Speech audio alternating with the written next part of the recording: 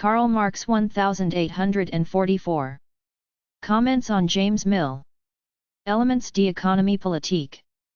Written, in the first half of 1844. First published, in full in Marx/Engels, Gesamtausgabe, Erste Abteilung, Band 3, Berlin, 1932. First English translation, by Clemens Dutt for the collected works. Marx used a translation of Mill's book, by J. T. Parasot, Paris, 1823. Marx kept a wide variety of notebooks throughout his life. He often used them to aid in his study of other authors. A common practice was to transcribe long sections from a particular book, and then comment on those sections at some length. During his time in Paris, Marx kept 9 notebooks largely dedicated to his growing interest in economics. They date from the end of 1843 to January 1845. The Paris notebooks deal with books by J. B. Say, Adam Smith, David Ricardo, McCulloch, James Mill, d'Estudes de Tracy, Sismondi, Jeremy Bentham, Boyce Gilbert, Lauderdale, Schutz, List, Scarbeck, and Buret. Most of Marx's accompanying commentary on these authors is very fragmentary, and ideas are often restated far more clearly in the economic and philosophic manuscripts. 1844. The exception to this is the material addressing James Mill's book, Elements of Political Economy, London, 1821. Marx used an 1823 French translation of Mill's book. The Mill part of the Paris notebooks is quite lengthy. It starts on page 25 of the 4th notebook and continues into the 5th. Following a lengthy selection of Mill excerpts, Marx suddenly veered off and began developing a larger, tangential thought. After writing his thoughts out, Marx returned to more Mill transcription. Soon, a second digression followed. Upon its completion, Marx finished up his summarizing. Only the middle 3 parts of this Mill section of the Paris notebooks are presented below. In other words, most of the opening and all of closing Mill transcriptions are omitted. This document is very close in nature to the economic and philosophic manuscripts. Some have suggested that the ideas contained herein might be a glimpse into the missing bulk of the EPM second manuscript. A medium of exchange is some one commodity, which, in order to effect an exchange between 2 other commodities, is first received in exchange for the one, and is then given in exchange for the other. p. 93, Gold, Silver, Money. By value of money, is here to be understood the proportion in which it exchanges for other commodities, or the quantity of it which exchanges for a certain quantity of other things. This proportion is determined by the total amount of money existing in a given country. p. 95. What regulates the quantity of money? Money is made under 2 sets of circumstances. Government either leaves the increase or diminution of it free, or it controls the quantity, making it greater or smaller as it pleases. When the increase or diminution of money is left free, government opens the mint to the public, making bullion into money for as many as require it. Individuals possessed of bullion will desire to convert it into money only when it is their interest to do so, that is, when their bullion, converted into money, will be more valuable than in its original form. This can only happen when money is peculiarly valuable, and when the same quantity of metal, in the state of coin, will exchange for a greater quantity of other articles than in the state of bullion. As the value of money depends upon the quantity of it, it has a greater value when it is in short supply. It is then that bullion is made into coin. But precisely because of this conversion, the old ratio is restored. Therefore, if the value of money rises above that of the metal of which it is made, the interest of individuals operates immediately, in a state of freedom, to restore the balance by augmenting the quantity of money. pp. 99 to 101. Whenever the coining of money, therefore, is free, its quantity is regulated by the value of the metal, it being the interest of individuals to increase or diminish the quantity, in proportion as the value of the metal in coins is greater or less than its value in bullion. But as the quantity of money is determined by the value of the metal, it is still necessary to inquire what it is which determines the value of the metal. Gold and silver are in reality commodities. They are commodities for the attaining of which labor and capital must be employed. It is cost of production, therefore, which determines the value of these, as of other ordinary productions. p. 101. In the compensation of money and value of metal, as in his description of the cost of production as the only factor in determining value, Mill commits the mistake, like the school of Ricardo in general, of stating the abstract law without the change or continual supersession of this law through which alone it comes into being. If it is a constant law that, for example, the cost of production in the last instance, or rather when demand and supply are in equilibrium, which occurs sporadically, fortuitously determines the price, value, it is just as much a constant law that they are not in equilibrium, and that therefore value and cost of production stand in no necessary relationship. Indeed, there is always only a momentary equilibrium of demand and supply owing to the previous fluctuation of demand and supply, owing to the disproportion between cost of production and exchange value, just as this fluctuation and this disproportion likewise again follow the momentary state of equilibrium. This real movement, of which that law is only an abstract, fortuitous, and one-sided factor, is made by recent political economy into something accidental and inessential. Why? Because in the acute and precise formulas to which they reduce political economy, the basic formula, if they wished to express that movement abstractly, would have to be, in political economy, law is determined by its opposite, absence of law. The true law of political economy is chance, from whose movement we, the scientific men, isolate certain factors arbitrarily in the form of laws. Mill very well expresses the essence of the matter in the form of a concept by characterizing money as the medium of exchange. The essence of money is not, in the first place, that property is alienated in it, but that the mediating activity or movement, the human, social act by which man's products mutually complement one another, is estranged from man and becomes the attribute of money, a material thing outside man. Since man alienates this mediating activity itself, he is active here only as a man who has lost himself and is dehumanist. The relation itself between things, man's operation with them, becomes the operation of an entity outside man and above man. Owing to this alien mediator, instead of man himself being the mediator for man, man regards his will, his activity, and his relation to other men as a power independent of him and them. His slavery, therefore, reaches its peak. It is clear that this mediator now becomes a real God, for the mediator is the real power over what it mediates to me. Its cult becomes an end in itself.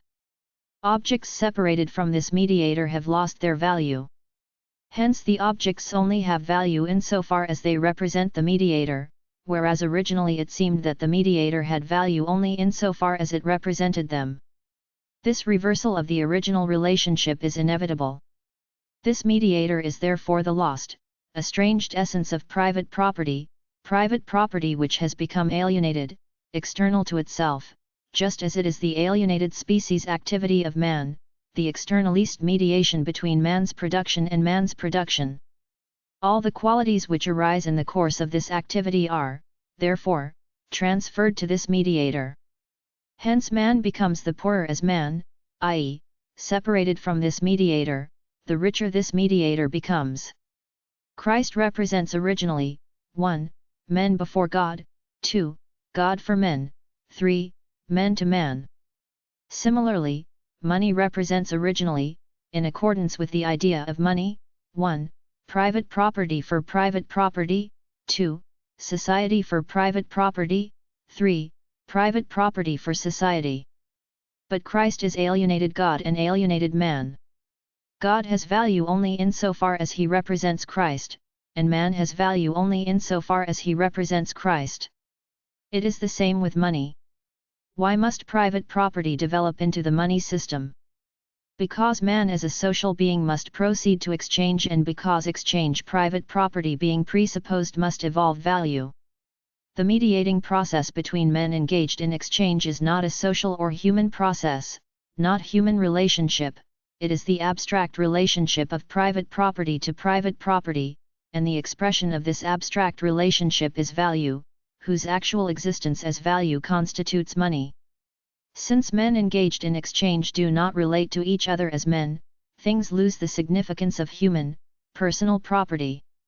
The social relationship of private property to private property is already a relationship in which private property is estranged from itself. The form of existence for itself of this relationship, money, is therefore the alienation of private property, the abstraction from its specific, personal nature.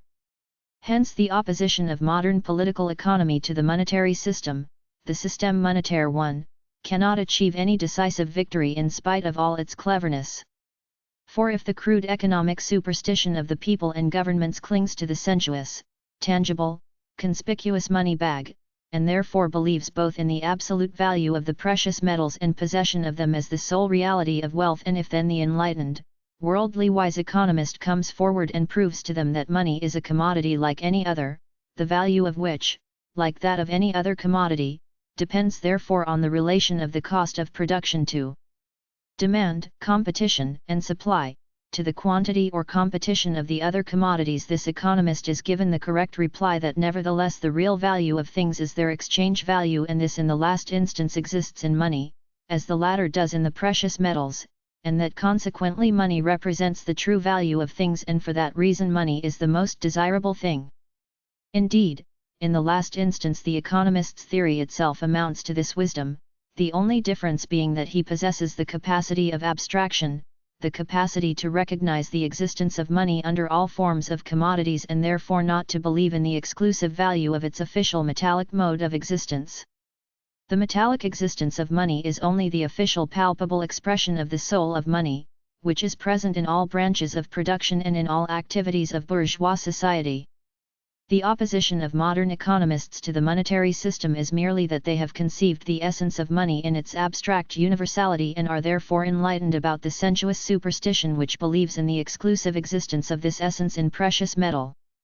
They substitute refined superstition for crude superstition. Since, however, in essence both have the same root, the enlightened form of the superstition cannot succeed in supplanting completely the crude sensuous form, because the former does not attack the essence of the latter but only the particular form of this essence. The personal mode of existence of money as money, and not only as the inner, implicit, hidden social relationship or class relationship between commodities, this mode of existence corresponds the more to the essence of money, the more abstract it is, the less it has a natural relationship to the other commodities, the more it appears as the product and yet as the non-product of man, the less primitive its sphere of existence, the more it is created by man, or, in economic terms, the greater the inverse relationship of its value as money to the exchange value or money value of the material in which it exists. Hence paper money and the whole number of paper representatives of money, such as bills of exchange, mandates, promissory notes, etc., are the more perfect mode of existence of money as money and a necessary factor in the progressive development of the money system. In the credit system, of which banking is the perfect expression, it appears as if the power of the alien, material force were broken, the relationship of self-estrangement abolished, and man had once more human relations to man. The Saint Simonists, deceived by this appearance, regarded the development of money, bills of exchange, paper money, paper representatives of money, credit, banking, as a gradual abolition of the separation of man from things, of capital from labor, of private property from money and of money from man, and of the separation of man from man. An organized banking system is therefore their ideal. But this abolition of estrangement, this return of man to himself and therefore to other men, is only an appearance. The self-estrangement, the dehumanization, is all the more infamous and extreme because its element is no longer commodity, metal, paper, but man's moral existence, man's social existence, the inmost depths of his heart, and because under the appearance of man's trust in man it is the height of distrust and complete estrangement.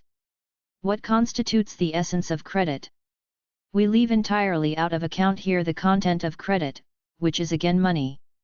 We leave out of account, therefore, the content of this trust in accordance with which a man recognizes another man by advancing him a certain quantity of value, and at best, namely, when he does not demand payment for the credit, i.e., he is not a usurer showing his trust in his fellow man, not being a swindler, but a good man. By a good man, the one who bestows his trust understands, like Shylock, a man who is able to pay. Credit is conceivable in two relationships and under two different conditions. The two relationships are, first, a rich man gives credit to a poor man whom he considers industrious and decent. This kind of credit belongs to the romantic, sentimental part of political economy, to its aberrations, excesses, exceptions, not to the rule. But even assuming this exception and granting this romantic possibility, the life of the poor man and his talents and activity serve the rich man as a guarantee of the repayment of the money lent. That means, therefore, that all the social virtues of the poor man, the content of his vital activity, his existence itself, represent for the rich man the reimbursement of his capital with the customary interest. Hence the death of the poor man is the worst eventuality for the creditor. It is the death of his capital together with the interest. One ought to consider how vile it is to estimate the value of a man in money, as happens in the credit relationship. As a matter of course, the creditor possesses, besides moral guarantees, also the guarantee of legal compulsion and still other more or less real guarantees for his man. If the man to whom credit is given is himself a man of means, credit becomes merely a medium facilitating exchange, that is to say, money itself is raised to a completely ideal form. Credit is the economic judgment on the morality of a man. In credit, the man himself, instead of metal or paper, has become the mediator of exchange, not however as a man, but as the mode of existence of capital and interest. The medium of exchange, therefore, has certainly returned out of its material form and been put back in man, but only because the man himself has been put outside himself and has himself assumed a material form. Within the credit relationship, it is not the case that money is transcended in man, but that man himself is turned into money, or money is incorporated in him. Human individuality, human morality itself, has become both an object of commerce and the material in which money exists. Instead of money, or paper, it is my own personal existence, my flesh and blood, my social virtue and importance, which constitutes the material, corporeal form of the spirit of money. Credit no longer resolves the value of money into money but into human flesh and the human heart. Such is the extent to which all progress and all inconsistencies within a false system are extreme retrogression and the extreme consequence of vileness. Within the credit system, its nature, estranged from man, under the appearance of an extreme economic appreciation of man, operates in a double way. 1. The antithesis between capitalist and worker, between big and small capitalists, becomes still greater since credit is given only to him who already has, and is a new opportunity of accumulation for the rich man, or since the poor man finds that the arbitrary discretion of the rich man and the latter's judgment over him confirm or deny his entire existence and that his existence is wholly dependent on this contingency. 2. Mutual dissimulation, hypocrisy, and sanctimoniousness are carried to extreme lengths, so that on the man without credit is pronounced not only the simple judgment that he is poor, but in addition a pejorative moral judgment that he possesses no trust, no recognition, and therefore is a social pariah, a bad man, and in addition to his privation, the poor man undergoes this humiliation and the humiliating necessity of having to ask the rich man for credit. 3.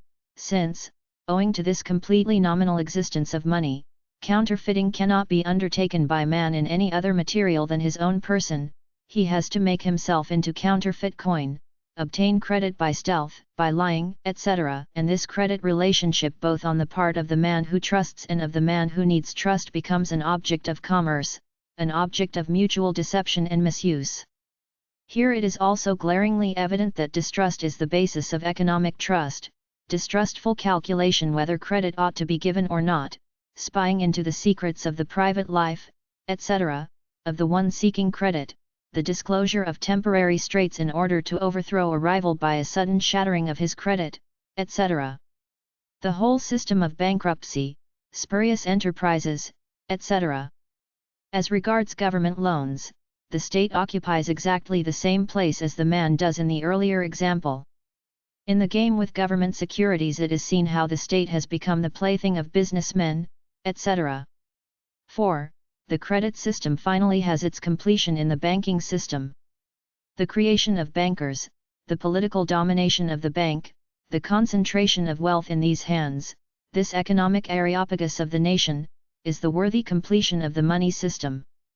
Owing to the fact that in the credit system the moral recognition of a man, as also trust in the state, etc., take the form of credit, the secret contained in the lie of moral recognition, the immoral vileness of this morality, as also the sanctimoniousness and egoism of that trust in the state, become evident and show themselves for what they really are. Exchange, both of human activity within production itself and of human product against one another, is equivalent to species activity and species spirit, the real, conscious, and true mode of existence of which is social activity and social enjoyment. Since human nature is the true community of men, by manifesting their nature men create, produce, the human community, the social entity, which is no abstract universal power opposed to the single individual, but is the essential nature of each individual, his own activity, his own life, his own spirit, his own wealth. Hence this true community does not come into being through reflection, it appears owing to the need and egoism of individuals, i.e., it is produced directly by their life activity itself.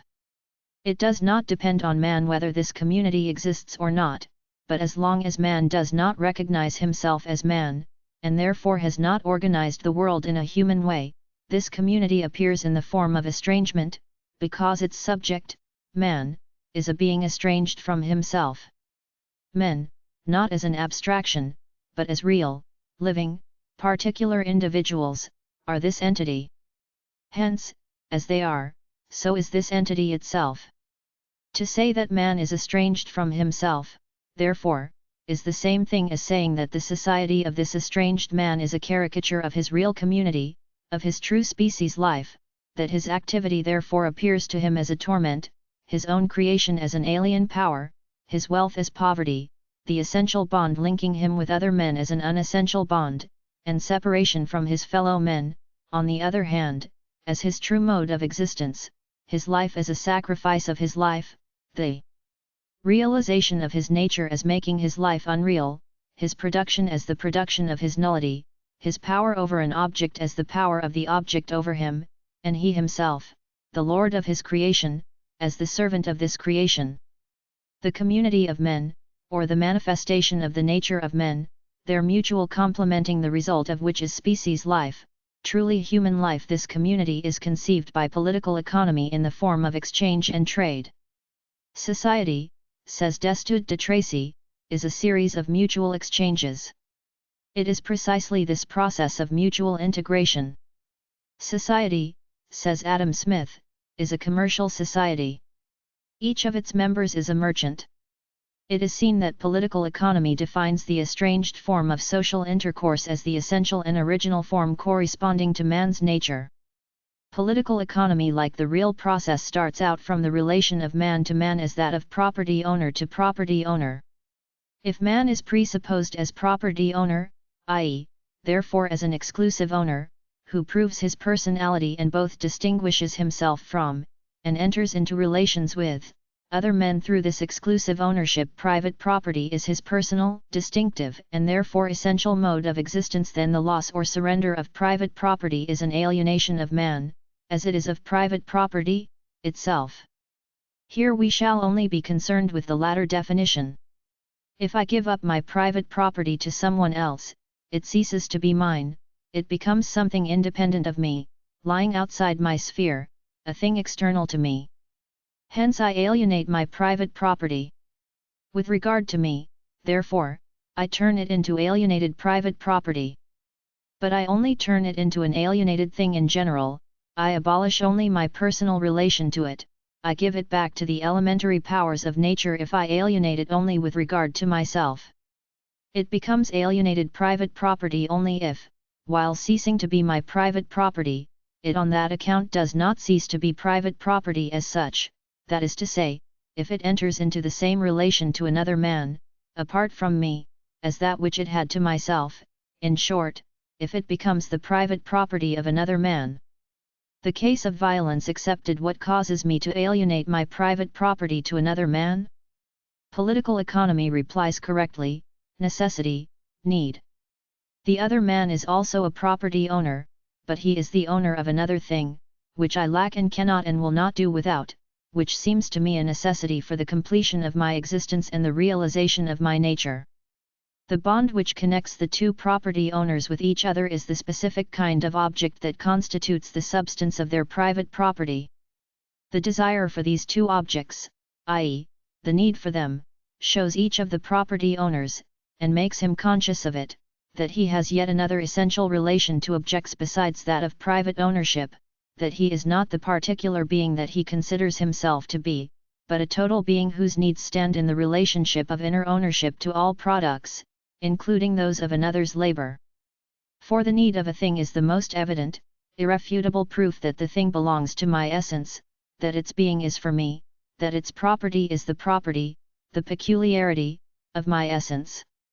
Thus both property owners are impelled to give up their private property, but to do so in such a way that at the same time they confirm private ownership, or to give up the private property within that relationship of private ownership. Each therefore alienates a part of his private property to the other. The social connection or social relationship between the two property owners is therefore that of reciprocity in alienation, positing the relationship of alienation on both sides, or alienation as the relationship of both property owners, whereas in simple private property, alienation occurs only in relation to oneself, one-sidedly. Exchange or barter is therefore the social act, the species act, the community, the social intercourse and integration of men within private ownership, and therefore the external, alienated species act. It is just for this reason that it appears as barter. For this reason, likewise, it is the opposite of the social relationship. Through the reciprocal alienation or estrangement of private property itself falls into the category of alienated private property. 2. In the first place, it has ceased to be the product of the labor of its owner, his exclusive, distinctive personality. For he has alienated it, it has moved away from the owner whose product it was and has acquired a personal significance for someone whose product it is not. It has lost its personal significance for the owner. Secondly, it has been brought into relation with another private property, and placed on a par with the latter. Its place has been taken by a private property of a different kind, just as it itself takes the place of a private property of a different kind. On both sides, therefore, private property appears as the representative of a different kind of private property, as the equivalent of a different natural product, and both sides are related to each other in such a way that each represents the mode of existence of the other, and both relate to each other as substitutes for themselves and the other. Hence the mode of existence of private property as such has become that of a substitute, of an equivalent. Instead of its immediate unity with itself, it exists now only as a relation to something else. Its mode of existence as an equivalent is no longer its specific mode of existence. It has thus become a value, and immediately an exchange value. Its mode of existence as value is an alienated designation of itself, different from its immediate existence, external to its specific nature, a merely relative mode of existence of this. How this value is more precisely determined must be described elsewhere, as also how it becomes price. The relationship of exchange being presupposed, labor becomes directly labor to earn a living. This relationship of alienated labor reaches its highest point only when on one side labor to earn a living and the product of the worker have no direct relation to his need or his function as worker, but both aspects are determined by social combinations alien to the worker. 2. He who buys the product is not himself a producer, but gives in exchange what someone else has produced. In the crude form of alienated private property, barter, each of the property owners has produced what his immediate need, his talents, and the available raw material have impelled him to make. Each, therefore, exchanges with the other only the surplus of his production. It is true that labor was his immediate source of subsistence, but it was at the same time also the manifestation of his individual existence. Through exchange his labor has become partly a source of income. Its purpose differs now from its mode of existence. The product is produced as value, as exchange value, as an equivalent, and no longer because of its direct, personal relation to the producer. The more diverse production becomes, and therefore the more diverse the needs become, on the one hand, and the more one-sided the activities of the producer become, on the other hand, the more does his labor fall into the category of labor to earn a living, until finally it has only this significance and it becomes quite accidental and inessential whether the relation of the producer to his product is that of immediate enjoyment and personal need, and also whether his activity, the act of labor itself, is for him the enjoyment of his personality and the realization of his natural abilities and spiritual aims. Labor to earn a living involves 1. Estrangement and fortuitous connection between labor and the subject who labors. 2. Estrangement and fortuitous connection between labor and the object of labor. 3. That the worker's role is determined by social needs which, however, are alien to him and a compulsion to which he submits out of egoistic need and necessity, and which have for him only the significance of a means of satisfying his dire need, just as for them he exists only as a slave of their needs. 4. That to the worker the maintenance of his individual existence appears to be the purpose of his activity and what he actually does is regarded by him only as a means, that he carries on his life's activity in order to earn means of subsistence. Hence the greater and the more developed the social power appears to be within the private property relationship, the more egoistic, asocial, and estranged from his own nature does man become. Just as the mutual exchange of the products of human activity appears as barter, as trade, so the mutual completion and exchange of the activity itself appears as division of labor, which turns man as far as possible into an abstract being, a machine tool, etc., and transforms him into a spiritual and physical monster. It is precisely the unity of human labor that is regarded merely as division of labor, because social nature only comes into existence as its opposite, in the form of estrangement. Division of labor increases with civilization. Within the presupposition of division of labor, the product, the material of private property, acquires for the individual more and more the significance of an equivalent, and as he no longer exchanges only his surplus, and the object of his production can be simply a matter of indifference to him, so too he no longer exchanges his product for something directly needed by him. The equivalent comes into existence as an equivalent in money, which is now the immediate result of labor to gain a living and the medium of exchange, see above. The complete domination of the estranged thing over man has become evident in money, which is completely indifferent both to the nature of the material, i.e., to the specific nature of the private property, and to the personality of the property owner. What was the domination of person over person is now the general domination of the thing over the person, of the product over the producer. Just as the concept of the equivalent, the value, already implied the alienation of private property, so money is the sensuous, even objective existence of this alienation. Needless to say that political economy is only able to grasp this whole development as a fact, as the outcome of fortuitous necessity.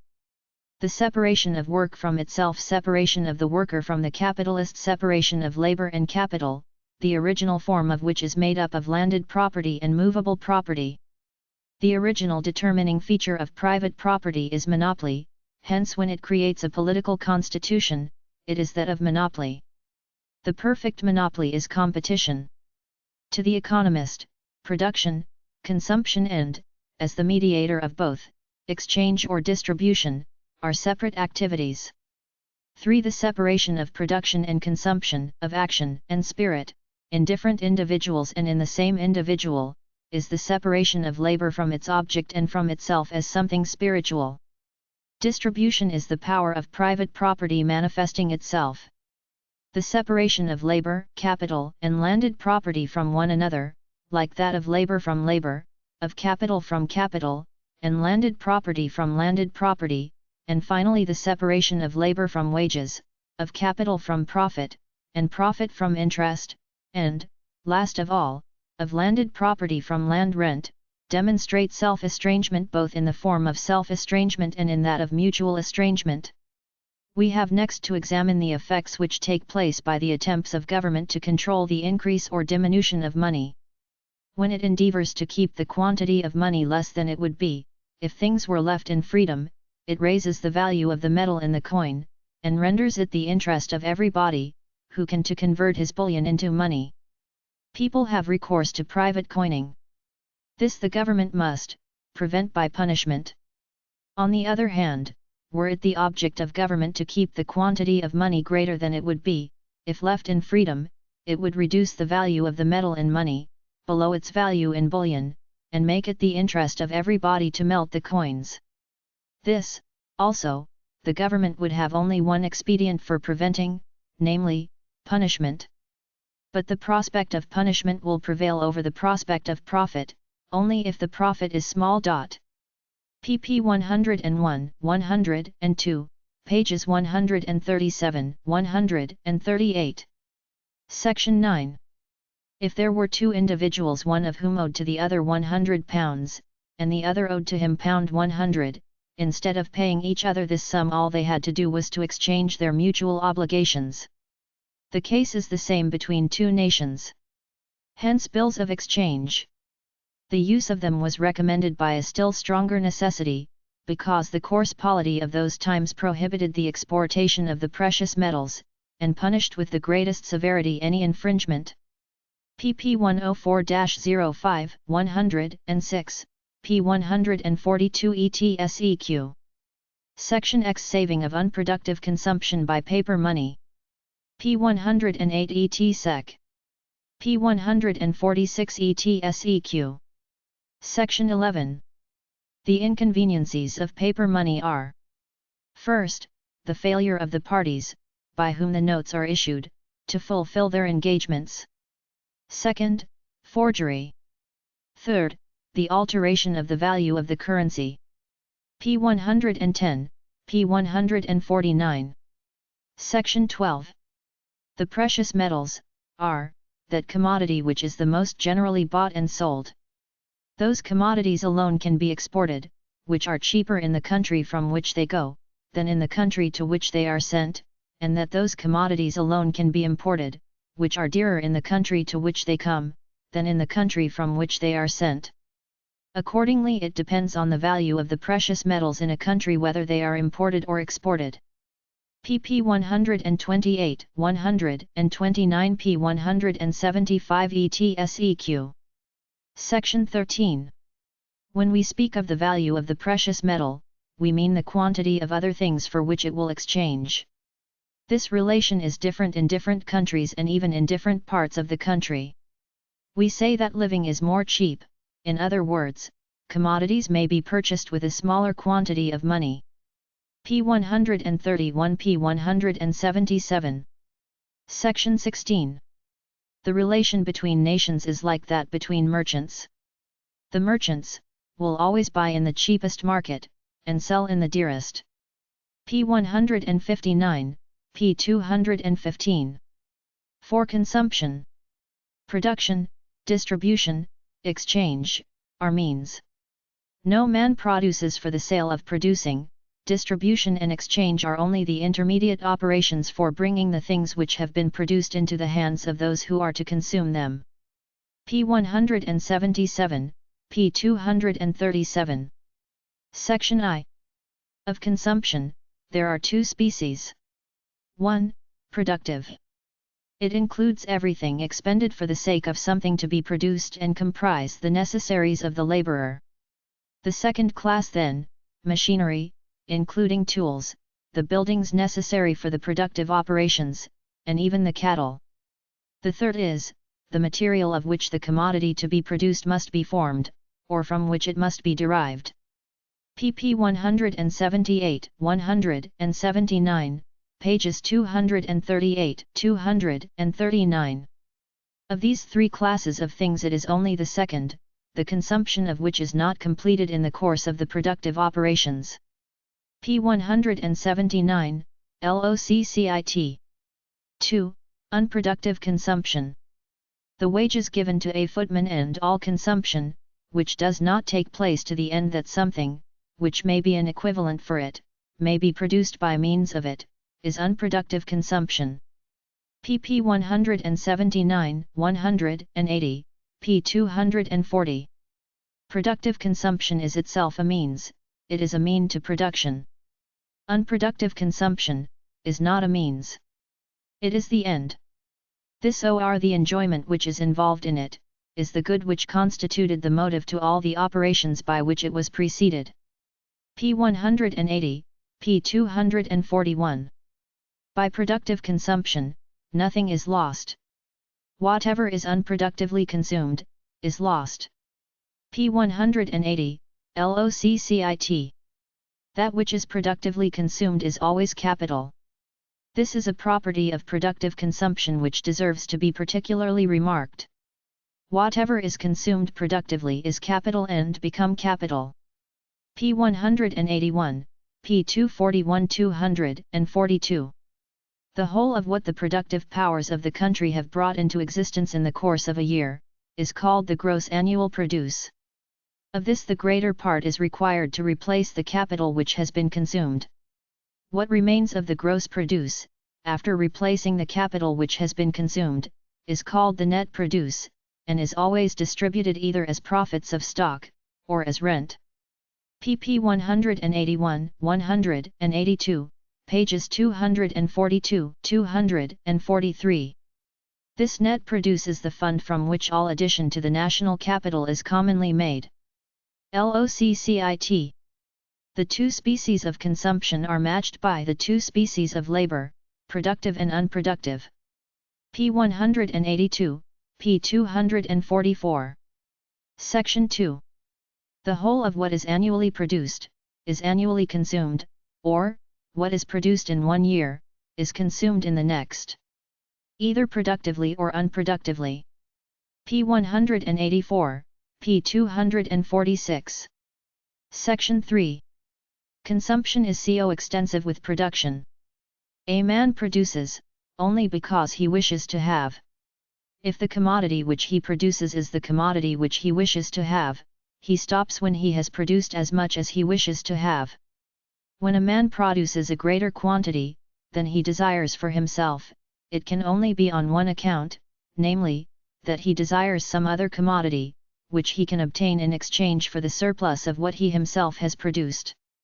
If a man desires one thing, and produces another, it can only be because the thing which he desires can be obtained by means of the thing which he produces, and better obtained than if he had endeavored to produce it himself. After labor has been divided, each producer confines himself to some one commodity or part of a commodity, a small portion only of what he produces is used for his own consumption. The remainder he destines for the purpose of supplying him with all the other commodities which he desires, and when each man confines himself to one commodity, and exchanges what he produces for what is produced by other people, it is found that each obtains more of the several things which he desires, than he would have obtained had he endeavored to produce them all for himself. In the case of the man who produces for himself, there is no exchange. He neither offers to buy anything, nor to sell anything. He has the property, he has produced it, and does not mean to part with it. If we apply, by a sort of metaphor, the terms demand and supply to this case, it is implied, that the demand and supply are exactly proportioned to one another. As far then as regards the demand and supply of the market, we may leave that portion of the annual produce, which each of the owners consumes in the shape in which he produces or receives it, altogether out of the question. pp 186, 187. In speaking here of demand and supply, it is evident that we speak of aggregates.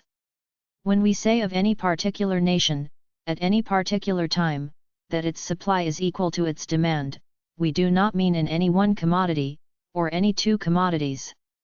We mean, that the amount of its demand in all commodities taken together, is equal to the amount of its supply in all commodities taken together.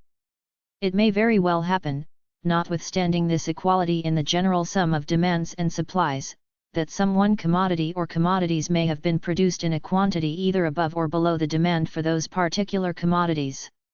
p. 188, pages 251, 252. Two things are necessary to constitute a demand. These are a wish for the commodity, and an equivalent to give for it.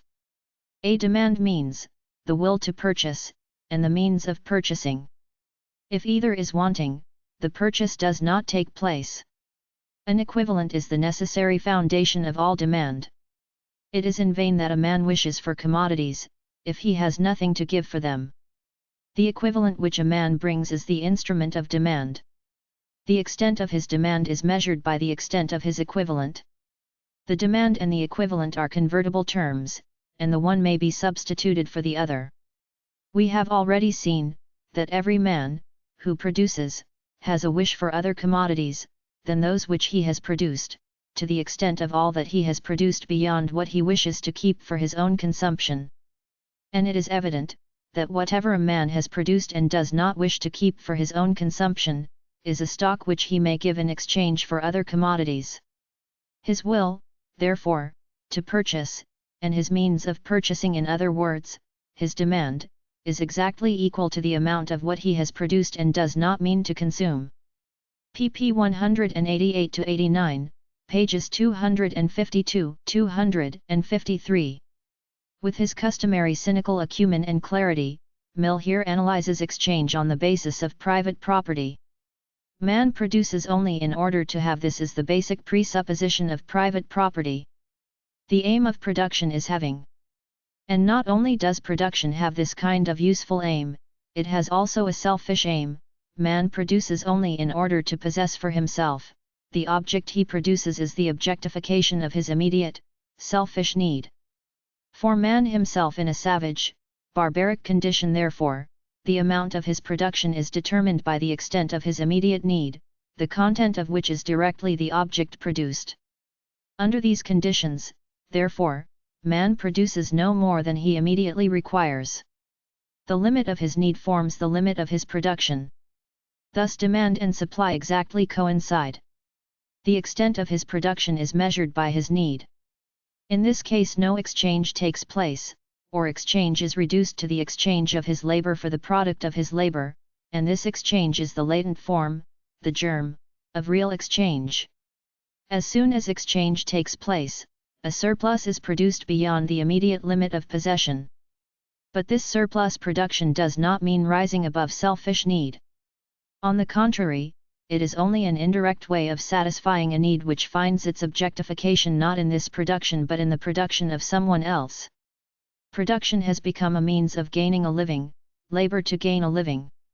Whereas under the first state of affairs, therefore, need is the measure of production, under the second state of affairs production, or rather ownership of the product, is the measure of how far needs can be satisfied.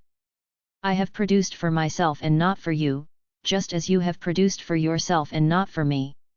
In itself, the result of my production has as little connection with you as the result of your production has directly with me. That is to say, our production is not man's production for man as a man, i.e., it is not social production.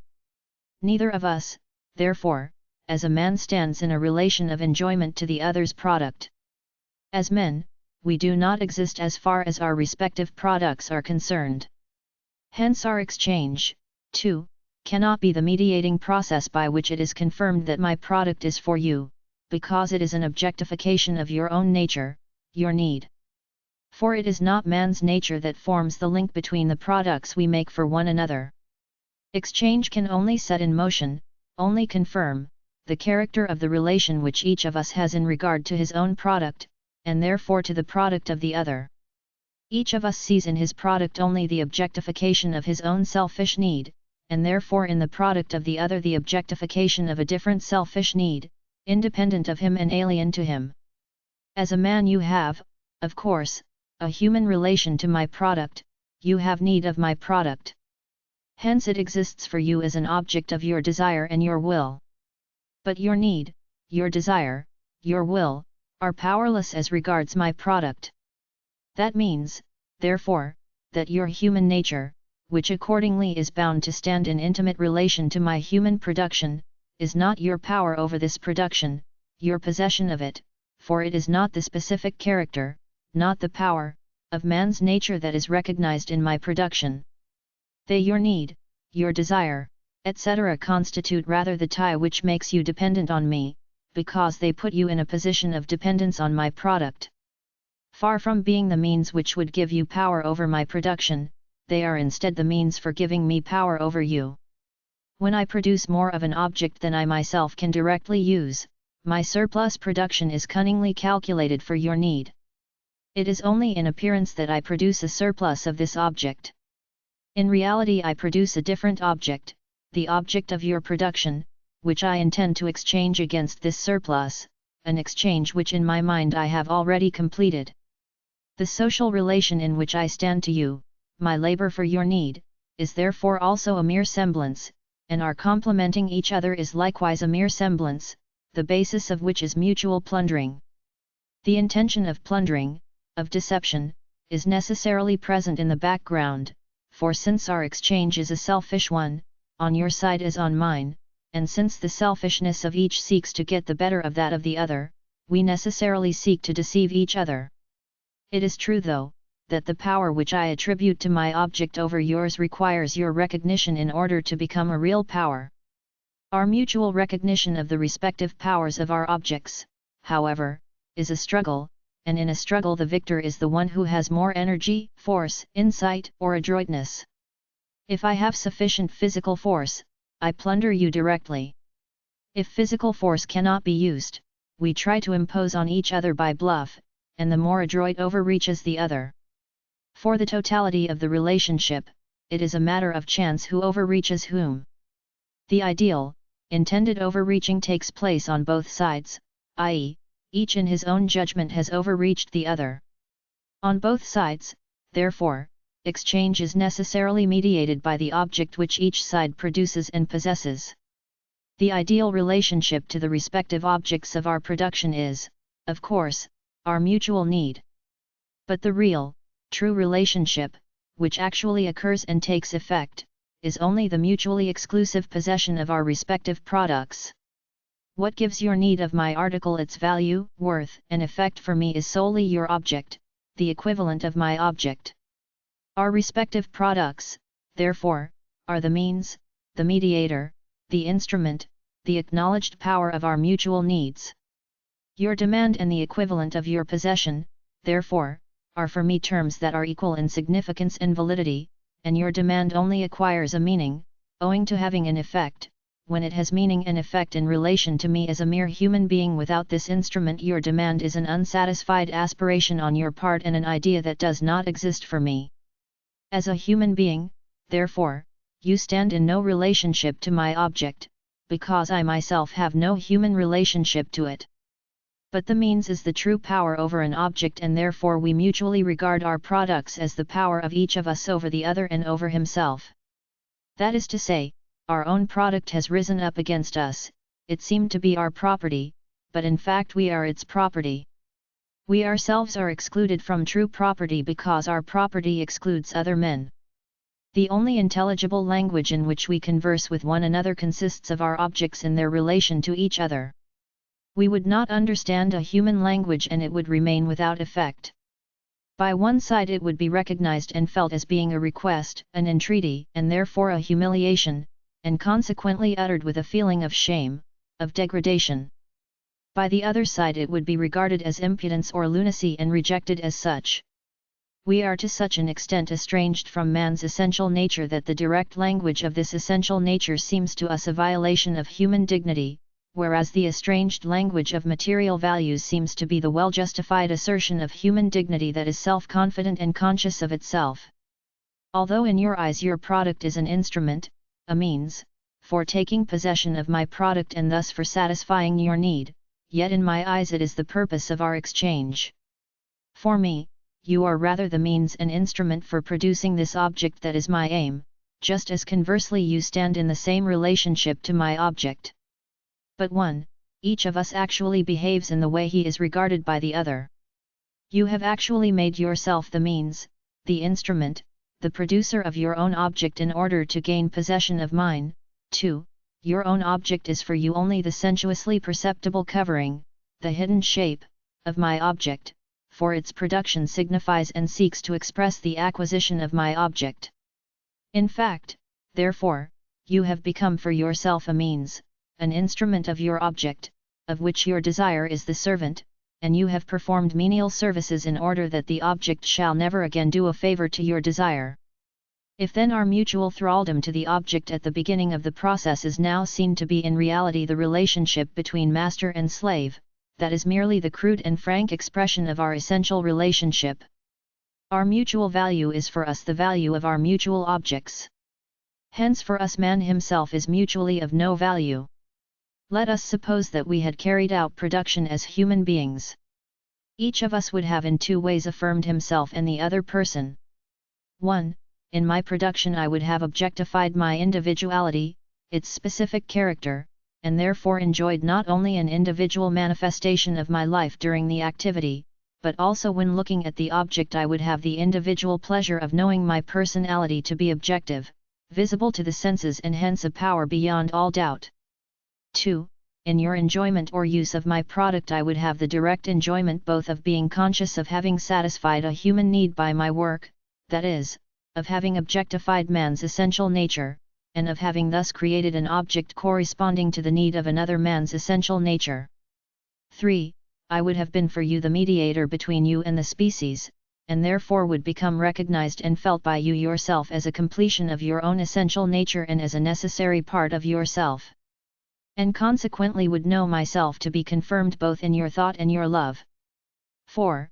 In the individual expression of my life I would have directly created your expression of your life, and therefore in my individual activity I would have directly confirmed and realized my true nature, my human nature, my communal nature.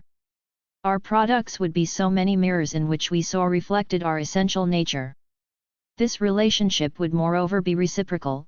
What occurs on my side has also to occur on yours. Let us review the various factors as seen in our supposition. My work would be a free manifestation of life, hence an enjoyment of life. Presupposing private property, my work is an alienation of life, for I work in order to live, in order to obtain for myself the means of life. My work is not my life. Secondly, the specific nature of my individuality, therefore, would be affirmed in my labor, since the latter would be an affirmation of my individual life. Labor therefore would be true, active property. Presupposing private property, my individuality is alienated to such a degree that this activity is instead hateful to me, a torment, and rather the semblance of an activity.